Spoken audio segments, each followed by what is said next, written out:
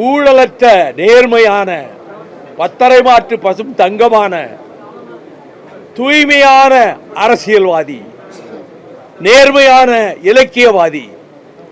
அவர் 3 முறை கடற்கரை குமரியிலிருந்து சென்னை வரை நடந்து வந்தபோது ஒரு முறை மிகவும் உடல்நலம் பாதிக்கப்பட்டு செங்கல்பட்டுக்கு அருகிலே அங்கிருந்து மருத்துவமனைக்கு கொண்டு செல்லப்பட்டார். மீண்டும் நடைபயணம் அதே போல குமரியிலிருந்து சென்னை வரை நடைபயணம் வந்தார்.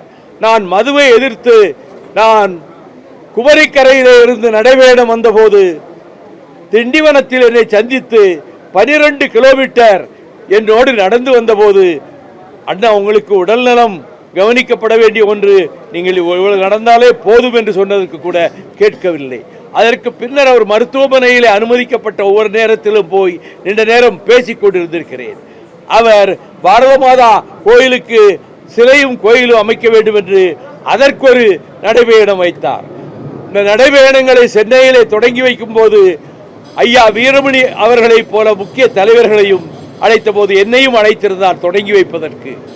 அவர் தன்னைத்தானே வரித்துக் கொண்டு இந்த 92 வயது வரையிலும் தமிழுக்காகவும் தமிழ் மண்ணுக்காகவும் இந்த பனை மரங்களை பாதுகாப்பதற்காகவும் தூய்மையான அரசியல் நிலவுவதற்காகவும் இடையறாது தொண்டாற்றினார்.